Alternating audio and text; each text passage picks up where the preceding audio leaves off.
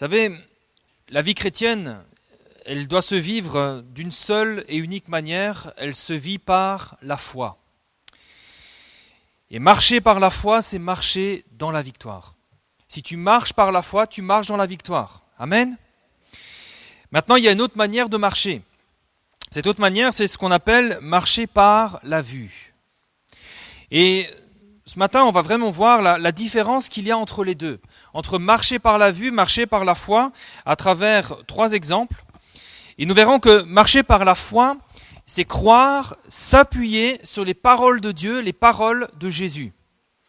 Tandis que marcher par la vue, c'est plutôt croire, s'appuyer sur les paroles, les pensées ou même les menaces des hommes.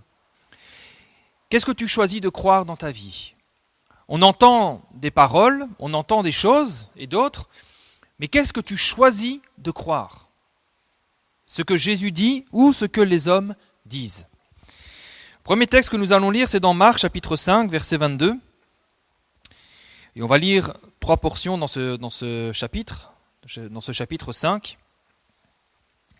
Donc Marc chapitre 5, on va lire ensemble.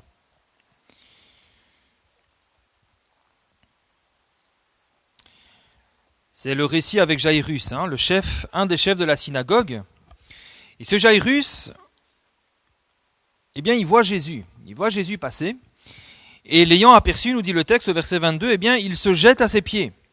Et il lui adresse cette instante prière. Il faut bien s'imaginer que c'est un des chefs de la synagogue qui se jette aux pieds de Jésus. Donc c'est inimaginable presque pour l'époque. Il se jette aux pieds de Jésus. Et il lui adresse cette instant prière. Il dit, ma petite fille est à l'extrémité. Autrement dit, elle est en train de mourir. Elle est en train de mourir.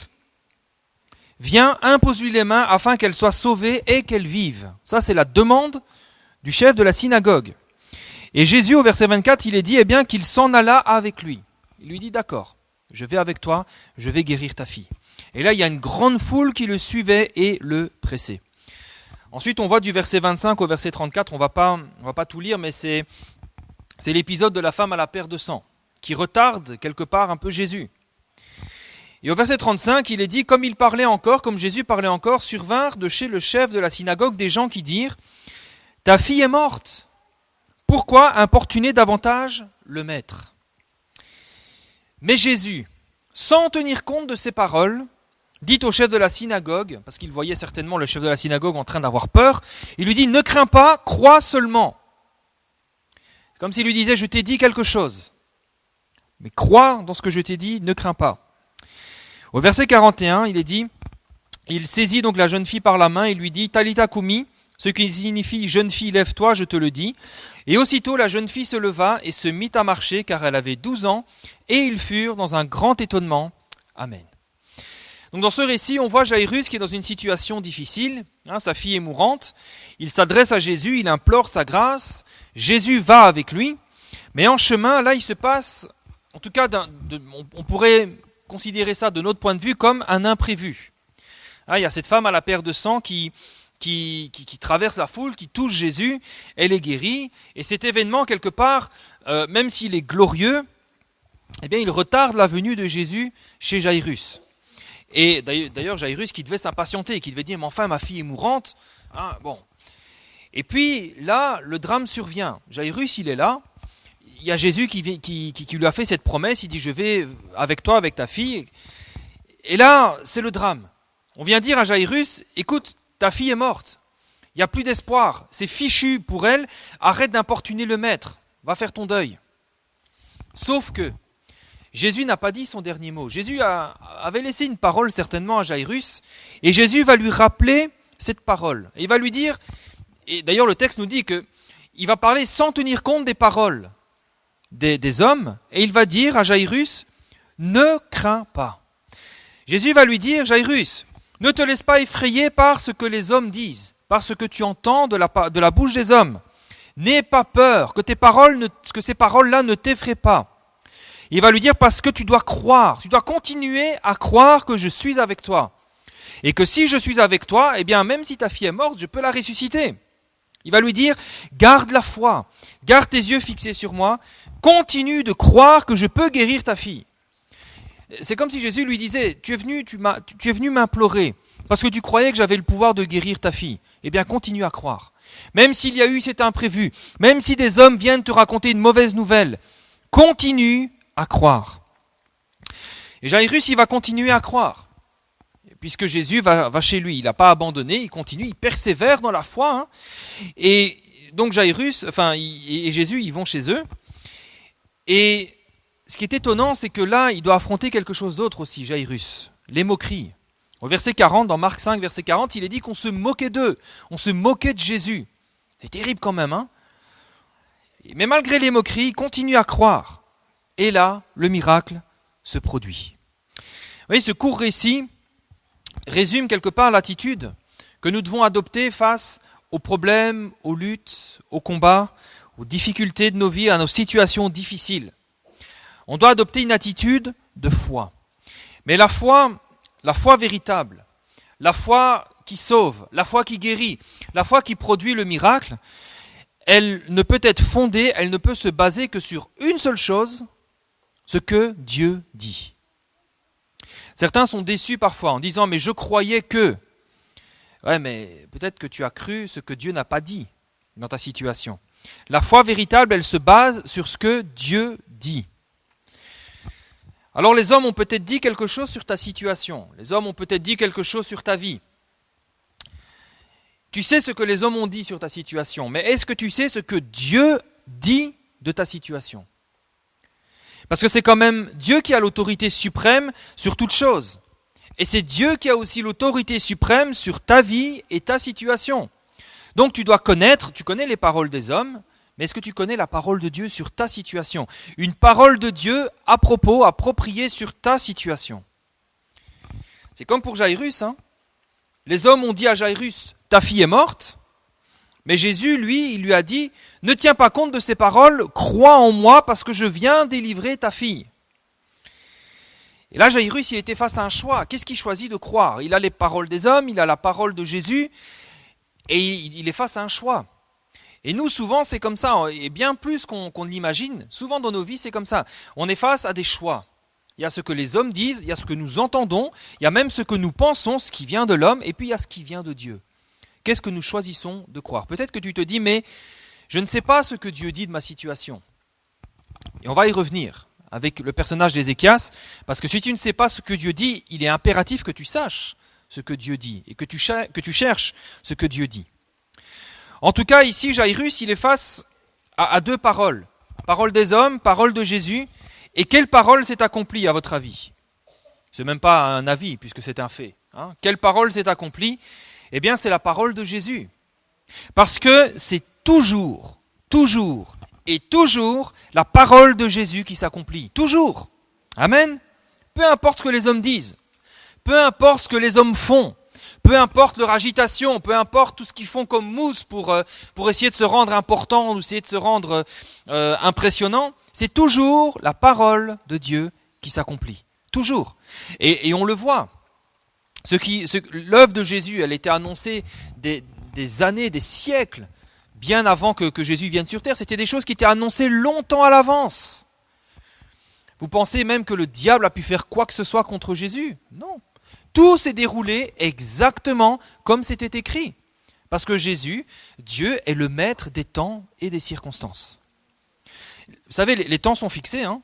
Parfois on pense, le monde part, on s'agite, on a peur, mais Jésus, il est dans la paix, Dieu est dans la paix, parce qu'il sait. Vous savez, le 7e jour, Dieu s'est reposé de ses œuvres. Et on est dans ce 7e jour, parce que tout est accompli, tout est fait.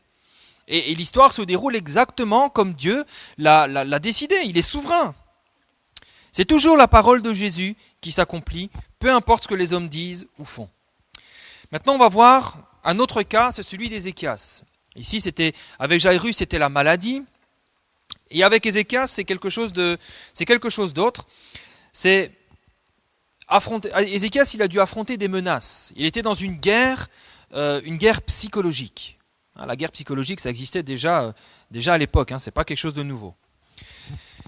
Pourquoi parler d'Ézéchias ? C'est bien parce qu'Ézéchias, c'est un bon roi. À l'époque d'Israël, quand il y avait les deux royaumes, Juda et Israël, Ézéchias était un des rois de Juda et c'était un bon roi. Il n'y en avait pas beaucoup à l'époque, mais Ézéchias c'était un bon roi. Un roi qui avait mis sa confiance en Dieu, qui avait mis sa foi dans le Seigneur. Et Ézéchias, la 4e année de son règne, c'est un jeune roi, hein, son règne est tout récent. Eh bien, il est là dans Juda et il voit les Assyriens, l'empire assyrien, envahir le royaume voisin, le royaume d'Israël. Et il voit que ses frères sont impuissants face à l'armée assyrienne et cette armée déporte donc les Israélites en Assyrie. Et Ézéchias, il assiste à ça. C'est-à-dire que Ézéchias, il voit de ses yeux la puissance de l'armée assyrienne. Il voit de quoi cette armée est capable. Et il voit avec quelle facilité cette armée a défait ses frères. Maintenant, quelques années plus tard, après avoir vaincu Israël, le roi d'Assyrie s'en prend à Ézéchias et au royaume de Juda. Et là, ils ne vont pas entamer une guerre armée. Comme je disais, ils vont entamer une guerre psychologique. Ils ne vont pas seulement venir avec les chars et les chevaux, mais ils vont essayer d'impressionner Ézéchias, de lui faire peur et de lui faire perdre courage à lui et à son peuple. On va lire ensemble dans 2 Rois, chapitre 18, à partir du verset 29. Et on va continuer à lire jusqu'au chapitre 19. Donc je vais vous inviter à garder la Bible ouverte. 2 Rois, chapitre 18. On va lire à partir du verset 29.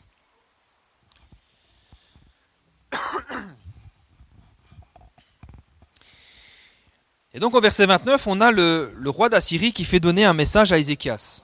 Et regardez ce message qui est assez terrible. Ainsi parle le roi. Qu'Ézéchias ne vous abuse pas, car il ne pourra pas vous délivrer de ma main. Qu'Ézéchias ne vous amène point à vous confier en l'Éternel, en disant « L'Éternel nous délivrera, et cette ville ne sera pas livrée entre les mains du roi d'Assyrie. » C'est terrible, il les attaque dans leur foi. Il dit, votre Dieu ne pourra pas vous délivrer. Il va dire, n'écoutez point Ézéchias au verset 31, car ainsi parle le roi d'Assyrie. Faites plutôt la paix avec moi. Rendez-vous à moi, et chacun de vous mangera de sa vigne et de son figuier, et chacun boira de l'eau de sa citerne, jusqu'à ce que je vienne, et que je vous emmène dans un pays comme le vôtre, dans un pays de blé et de vin. Limite, tu aurais pu dire dans un pays où coule le lait et le miel. Hein, un pays de pain de vigne, un pays d'oliviers à huile et de miel. Et vous vivrez et vous ne mourrez point. Il se prend pour Dieu. Hein. N'écoutez donc point Ézéchias, car il pourrait vous séduire en disant « L'Éternel nous délivrera ». C'est terrible. C'est terrible. Ce roi veut effrayer, décourager le peuple en réduisant le roi à un incapable et en le faisant passer pour un moins que rien. Et le roi va même plus loin parce qu'il les attaque dans leur foi en disant « Le Seigneur ne pourra pas vous délivrer ». N'écoutez pas Ézéchias, et il n'y a pas de salut en votre Dieu. Alors c'est un mensonge évidemment. Hein. Dans 2 Rois, chapitre 18, verset 25, il va même dire, ce fameux roi d'Assyrie d'ailleurs, « Est-ce sans la volonté de l'Éternel que je suis monté contre ce lieu pour le détruire ?» Et il va dire, « L'Éternel m'a dit, monte contre ce pays et détruis-le. » Hein, il se fait presque passer pour un prophète de l'Éternel, qui monte au nom de l'Éternel. C'est terrible. Donc c'est un moment vraiment terrible pour Ézéchias et pour le peuple, puisqu'on est dans une guerre psychologique et dans une guerre spirituelle.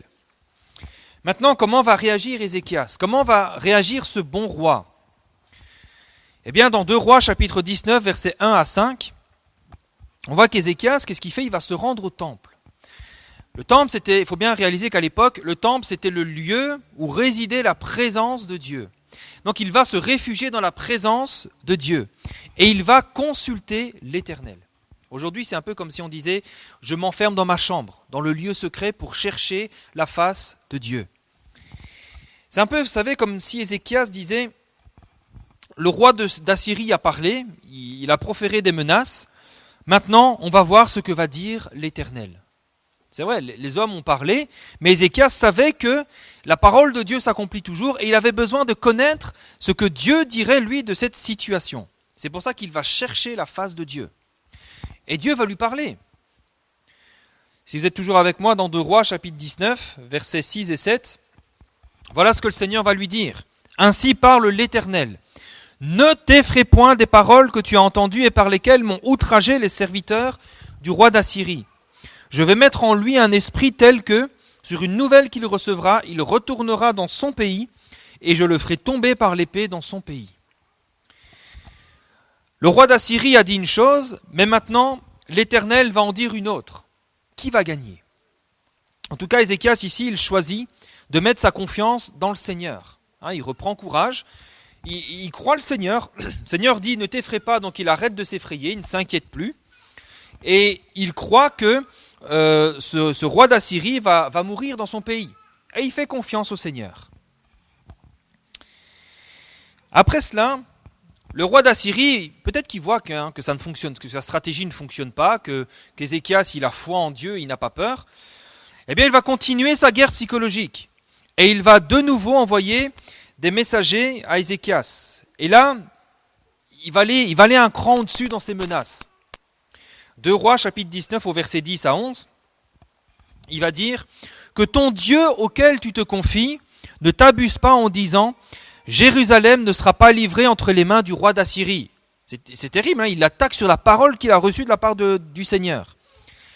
Et il va dire « Voici, tu as appris ce qu'ont fait les rois d'Assyrie à tous les pays et comment ils les ont détruits.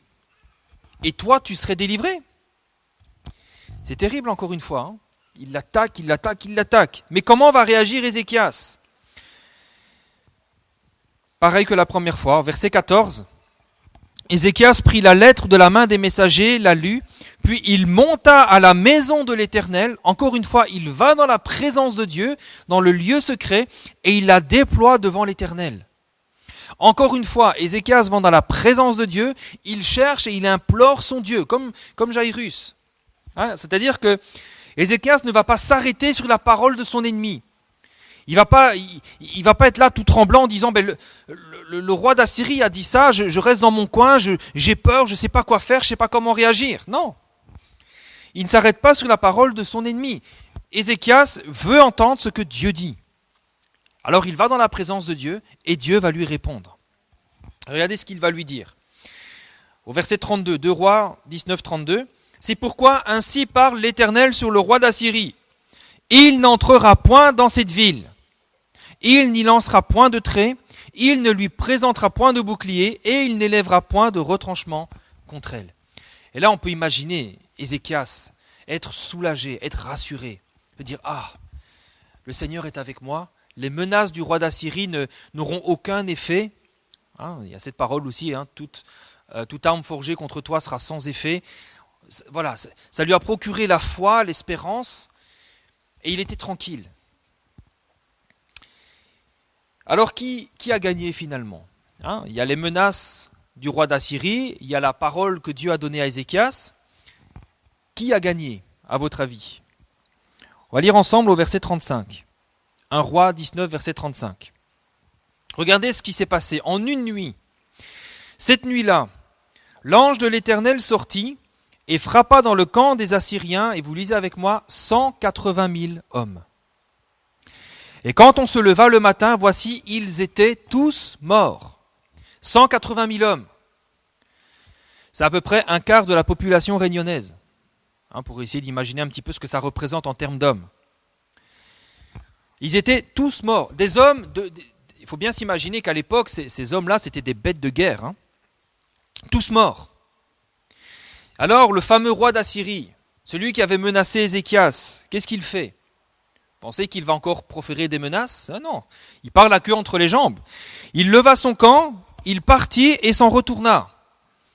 Et il resta à Ninive. Or, comme il s'était prosterné dans la maison de Nisroch, son dieu, eh bien, Adramélec et Charetser, ses fils, le frappèrent avec l'épée et s'enfuirent au pays d'Ararat. Et ainsi se termine l'histoire du roi d'Assyrie qui avait proféré toutes ces menaces et qui avait voulu effrayer le roi Ézéchias. Que sont devenues les menaces de ce roi ? Que sont devenues les paroles du roi d'Assyrie ? Qu'est-ce qu'elles sont devenues ? Toutes ces menaces, c'est devenu quoi tout ça ? Rien du tout. Ça a été réduit à néant. Parce que tout s'est déroulé absolument comme Dieu l'avait dit. Alléluia. quand des hommes profèrent des menaces contre nous, est-ce que ça ne vaut pas la peine d'aller chercher la face de Dieu ? Jusqu'à ce que Dieu nous révèle sa parole, jusqu'à ce que Dieu nous dise « Voilà ce que je vais faire, voilà ce que je te promets ». Bien sûr que ça vaut la peine. Vous savez, peu importe les menaces qui pèsent contre nous, peu importe les attaques qu'on peut subir, peu importe tout ce qui est dit ou fait contre nous, peu importe de qui proviennent ces attaques et ces menaces, même si ça vient d'un roi, c'était le roi d'Assyrie. Il faut bien se rendre compte, hein, les rois de l'époque, c'était des dieux vivants, enfin en tout cas ils se faisaient passer pour des dieux. C'était des hommes c'était des hommes sans foi ni loi, c'était des bêtes sanguinaires, c'était des hommes terribles. Et même les menaces d'un roi, en plus le roi d'Assyrie, ils avaient quand même conquis d'innombrables royaumes, c'était une puissance terrible à l'époque. Mais même ce roi-là, ces paroles ont été réduites à néant, ces menaces ont été foulées aux pieds. Parce que la seule chose qui s'est accomplie, c'est la parole de Dieu, ce n'est pas ces menaces. Ce qui s'accomplira dans nos vies, frères et sœurs, ce n'est pas les menaces des hommes, mais c'est ce que Dieu dit. Amen. C'est ça qui va s'accomplir dans notre vie. Nous sommes fils et filles de l'Éternel, du Dieu Tout-Puissant. Et ce qui va s'accomplir dans ta vie, ce n'est pas les menaces des hommes, mais c'est ce que Dieu a dit. Le psaume 33, versets 9 à 11, nous dit de manière très claire. Il dit, et la chose arrive. Il ordonne, et elle existe. L'Éternel renverse les desseins des nations. Il anéantit les projets des peuples. Les desseins de l'Éternel subsistent à toujours. Les desseins, c'est les projets. Hein, les projets des hommes. Le projet du roi d'Assyrie, il n'a pas subsisté à toujours. Hein, le roi d'Assyrie, il aurait voulu être le maître du monde. Mais son dessein a été réduit à néant. Mais les desseins de l'Éternel subsistent à toujours. C'est pour ça que quand le Seigneur dit quelque chose sur ta vie, ça s'accomplira toujours. Et les projets de son cœur subsistent de génération en génération. Aucun homme ne peut s'élever au-dessus des paroles de Dieu. Personne ne peut s'élever. Il y a les paroles des hommes qui sont là, et puis la parole de Dieu qui est là, et qui domine toute chose.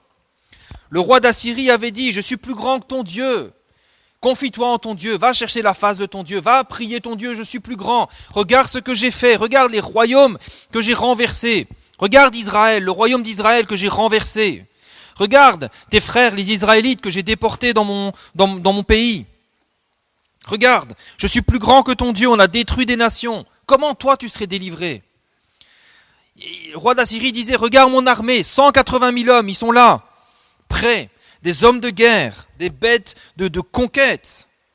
Mais en une nuit, conformément à ce que Dieu avait dit, et vous remarquerez qu'Ézéchias, il n'a rien fait, hein, il était dans son palais, il était tranquille, mais c'est l'ange de l'Éternel. Hein, il y a cette parole où c'est Moïse qui disait au peuple, hein, Dieu combattra pour vous. C'est exactement ce qui s'est passé en une nuit, conformément à ce que Dieu a dit. Dieu a combattu pour son peuple et Dieu a terrassé toute l'armée assyrienne, 180 000 hommes morts en une nuit. Vous savez, ce sont des récits qui doivent nous encourager. Parce que ce Dieu qui est capable de terrasser en une nuit une armée de 180 000 hommes, eh bien ce Dieu-là, il est avec toi aujourd'hui. Amen. Ce Dieu-là, il est avec nous. Et il a dit, je suis avec vous tous les jours, je ne vous abandonne pas. Et ce Dieu qui est capable de terrasser en une nuit une armée de 180 000 hommes et de délivrer son peuple conformément à ce qu'il avait dit, à ce qu'il avait annoncé, eh bien, c'est le même Dieu qui vient à notre secours ce matin, dans notre situation. C'est le même Dieu. C'est l'Éternel des armées, il ne change pas. Alors, qu'est-ce que nous devons faire quand nous sommes face aux menaces des hommes, quand nous sommes face à des situations inquiétantes, préoccupantes, qu'est-ce que nous devons faire ? Eh bien, si on reprend la situation d'Ézéchias, c'est très simple. Il nous suffit d'aller consulter l'Éternel. Quand nous sommes face à une situation difficile, eh bien, nous devons consulter le Seigneur. Nous devons monter dans la présence de Dieu. Vous savez, Ézéchias, lui, il savait que la parole de Dieu est un refuge. Il savait que la parole de Dieu, c'est un ferme appui, parce qu'il savait que les paroles de Dieu s'accomplissent toujours, contrairement aux paroles des hommes. Et c'est comme ça que nous devons réagir. On doit, vous savez, prendre un petit peu de recul et bien regarder les choses à la lumière de la parole de Dieu. Les paroles des hommes, elles ne s'accomplissent pas toujours. Mais la parole de Dieu s'accomplit toujours. Et c'est comme ça que nous devons réagir. Les paroles des hommes, on les laisse pour ce qu'elles sont. C'est du vent. Mais par contre, nous avons besoin de connaître la parole de Dieu. Parce que c'est vrai que parfois, on se laisse effrayer, il y a des émotions qui sont là. Et ce qui va nous permettre de combattre toutes ces émotions, la peur, le stress, l'angoisse, eh bien, c'est la foi. Mais la foi, elle ne peut venir que de la parole de Dieu. La Bible nous dit, la foi vient de ce qu'on entend, mais ce qu'on entend ne vient pas des hommes, vient de la parole de Christ. Et c'est pour ça que nous devons réagir comme Ézéchias. Dans nos situations difficiles, nous devons aller consulter l'Éternel. Parce que nous avons aussi cette promesse, Jérémie 33, verset 3, où Dieu dit « Invoque-moi, je te répondrai. Je t'annoncerai de grandes choses, des choses cachées que tu ne connais pas. » Tu ne sais pas ce que le Seigneur va faire, tu ne sais pas quelle est l'issue de cette situation, mais Dieu te dit « Mais invoque-moi. Invoque-moi, je te répondrai. Je t'annoncerai ces choses-là, je te le dirai. Je vais te révéler les choses cachées, les choses que tu ne connais pas, je vais te les révéler. Mais cherche-moi, invoque-moi pour que je te réponde. » Nous ne devons pas donner trop de valeur aux paroles des hommes. Mais par contre, nous devons donner toute sa valeur à la parole de Dieu. La seule parole vraie et digne de confiance, eh bien, c'est la parole de notre Dieu. C'est elle qui est la vérité et c'est elle qui s'accomplira. Vous savez, quand Ézéchias il a reçu cette parole de Dieu, il a commencé à voir au-delà des menaces du roi d'Assyrie. Ses yeux ont été capables de voir que, au-delà de la menace, il y avait la délivrance. Malgré l'armée puissante contre lui, eh bien, lui, il voyait la victoire. Et malgré l'assurance et l'arrogance de son ennemi, eh bien, il voyait la défaite de ce roi païen. Il savait que ce roi allait périr par la main du Seigneur, parce que Dieu lui avait révélé ces choses. Et peu après, imaginez la joie d'Ézéchias lorsqu'il a vu cette parole s'accomplir. Parce que la parole de Dieu, c'est la vérité. Ce que Dieu dit, il l'accomplit toujours. Et rien ni personne ne peut s'y opposer. C'est pour ça que la Bible nous dit que c'est terrible de tomber entre les mains du Dieu vivant. Mais on ne peut pas en dire autant de la parole des hommes.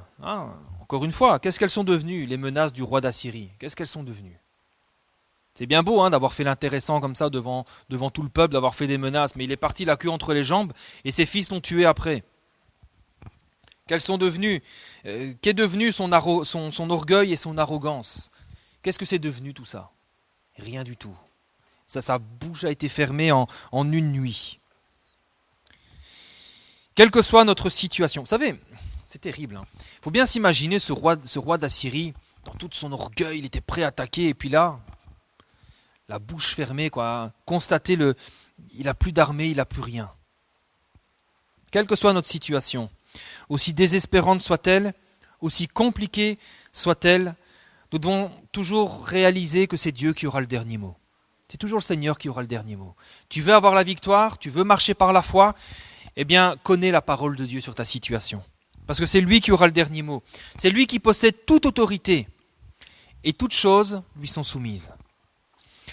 Alors la première chose à faire, c'est pas de céder à nos émotions, c'est pas de céder à la peur, ni à l'angoisse, c'est pas de céder à la détresse, c'est pas de tomber en dépression, mais c'est de chercher la présence de Dieu, de crier à lui, d'attendre une réponse de la part de Dieu. Parce que c'est ça dont nous avons le plus besoin dans les situations difficiles, c'est entendre la parole de Dieu. Parce que sa parole va engendrer la foi. Et la foi va nous permettre de marcher dans la victoire. C'est la parole de Dieu qui va nous permettre de voir l'invisible. Sa parole qui va nous permettre d'espérer ce qui est humainement inespérable. Comment Ézéchias pouvait-il espérer que le Seigneur, comment est-ce qu'il aurait pu espérer la victoire face à l'armée assyrienne? Humainement, c'est pas possible. Comment Jairus aurait pu espérer voir la guérison de sa fille qui venait de mourir? Humainement, c'était pas possible.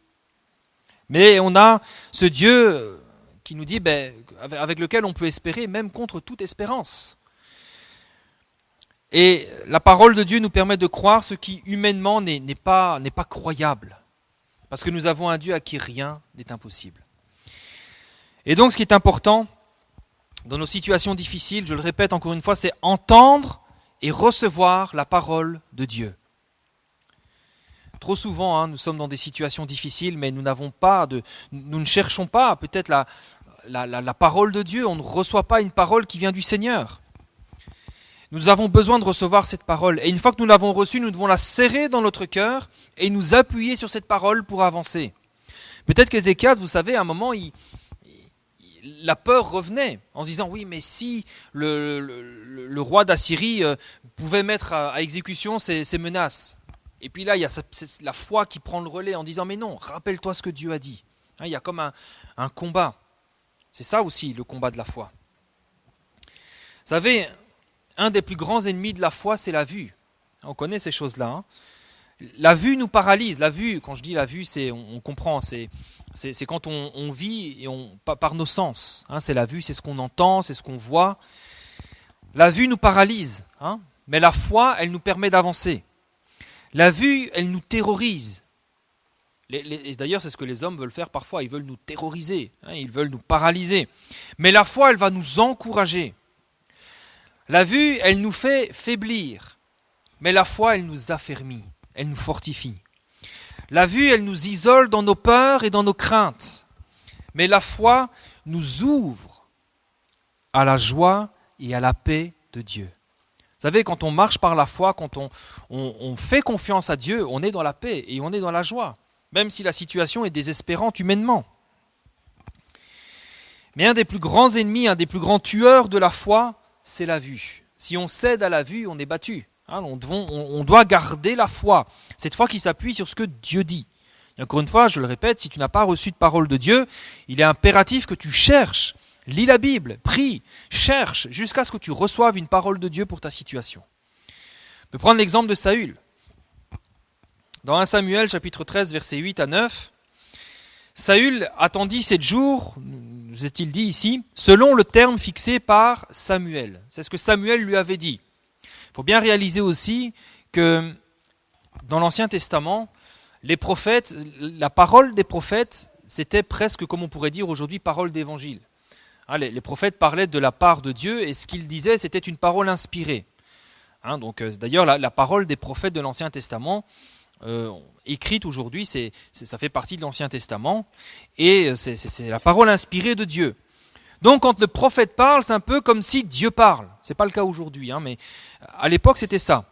C'est comme si Dieu parlait à travers la bouche de Samuel. Et donc Samuel, inspiré par l'Éternel, il lui dit quelque chose à Saül. Attends là 7 jours et puis je reviendrai à la fin du 7e jour. Et Saül attendit 7 jours, selon le terme fixé par Samuel. Mais Samuel n'arriva pas à Gilgal, et le peuple se dispersait loin de Saül. Donc là, Saül reçoit l'instruction de la part de l'homme de Dieu, mais il voit que la chose ne se passe pas exactement comme l'homme de Dieu avait dit. Et au verset 9, il est dit, Saül dit, « Amenez-moi l'holocauste et les sacrifices d'action de grâce », et il offrit l'holocauste. Qu'est-ce qui s'est passé dans le cœur de Saül ? Toujours 1 Samuel, chapitre 13, versets 10 à 12. Comme il achevait d'offrir l'holocauste, voici Samuel arriva, et Saül sortit au-devant de lui pour le saluer. Donc finalement, les choses se sont passées comme le prophète l'avait annoncé. Et Samuel dit, mais qu'as-tu fait ? Qu'est-ce que tu as fait, Saül ? Parce qu'il ne pouvait pas offrir l'holocauste, c'était réservé au prophète. Et Saül, regardez ce qu'il va répondre. Lorsque j'ai vu, on parle de la vue, lorsque j'ai vu que le peuple se dispersait loin de moi, que tu n'arrivais pas au terme fixé et que les Philistins étaient assemblés à Michmash, je me suis dit, les Philistins vont descendre contre moi à Gilgal, je n'ai pas imploré l'Éternel, c'est alors que je me suis fait violence et que j'ai offert l'holocauste. Saül, il a agi par la vue. Et là, on a vraiment la définition de ce que c'est agir par la vue. Il a vu et il s'est dit. Il ne s'est absolument pas basé sur la parole de Dieu. Il a vu quelque chose, ça a provoqué un sentiment et il a raisonné et il s'est appuyé sur son raisonnement, mais pas sur la parole de Dieu. Ce sont ses émotions qui ont dicté sa conduite. Il a eu peur, il a paniqué et il a fait un très mauvais choix. En lieu de faire confiance dans la parole de l'Éternel, il a fait plutôt confiance à ses impressions. D'ailleurs, regardez ce que va dire Samuel. Il va dire à Saül, « Tu as agi en insensé ». N'agissons pas en insensé en se basant sur nos propres conceptions, sur nos propres raisonnements. Basons-nous toujours sur ce que Dieu dit sur nos situations. Parce que là, les conséquences pour Saül ont été très graves. Il a dit, donc Samuel dit, tu as agi en insensé, tu n'as pas observé le commandement que l'Éternel, ton Dieu, t'avait donné. Ça venait du Seigneur. Hein. L'Éternel aurait affermi pour toujours ton règne sur Israël. Et maintenant, ton règne ne durera point. L'Éternel s'est choisi un homme selon son cœur, et l'Éternel l'a destiné à être le chef de son peuple, parce que tu n'as pas observé ce que l'Éternel t'avait commandé. En agissant par la vue, et Saül n'a pas vraiment d'excuse, parce qu'il connaissait la parole que Dieu lui avait donnée. Mais en agissant par la vue, Saül a tout perdu. Alors que s'il avait agi par la foi, eh bien, il aurait tout gagné. Et il en est de même pour nous. Si nous agissons par la vue, si nous cédons à la peur, à la panique, eh bien ça va nous conduire à l'échec. Mais si nous agissons par la foi dans ce que Dieu nous a dit, eh bien nous irons dans le succès et dans la victoire. Amen. Alors, je vais conclure avec cette parole que Jésus a dit à Jairus, « Ne crains pas, mais crois seulement. » Amen. C'est ce que nous devons faire. Nous ne devons pas craindre, nous ne devons pas céder à la peur, nous ne devons pas écouter les paroles des hommes, mais nous devons croire et croire ce que Dieu dit. Je termine avec ce texte d'Ésaïe 41, versets 10 à 13, que nous avons déjà partagé il y a quelque temps, mais je vais le relire. Parce que je crois que c'est vraiment la parole de Dieu pour chacun de nous ce matin. Ésaïe 41, versets 10 à 13, où le Seigneur va dire « Ne crains rien, parce que je suis avec toi. » Tu n'as rien à craindre, le Seigneur est avec toi. « Ne promène pas des regards inquiets, parce que je suis ton Dieu. Je te fortifie, je viens à ton secours, je te soutiens de ma droite triomphante. » Regardez bien au verset 11. « Voici, ils seront confondus. Ils seront couverts de honte, tous ceux qui sont irrités contre toi. Ils seront réduits à rien, ils périront, ceux qui disputent contre toi. Tu les chercheras et tu ne les trouveras plus. Ceux qui te suscitaient querelle, ils seront réduits à rien, ils ne seront plus ceux qui te faisaient la guerre. Car je suis l'Éternel, ton Dieu, qui fortifie ta droite, qui te dit ne crains rien, je viens à ton secours. Amen. Alléluia. Ne craignons plus ce matin, mais croyons. Alléluia. Croyons ce que Dieu dit.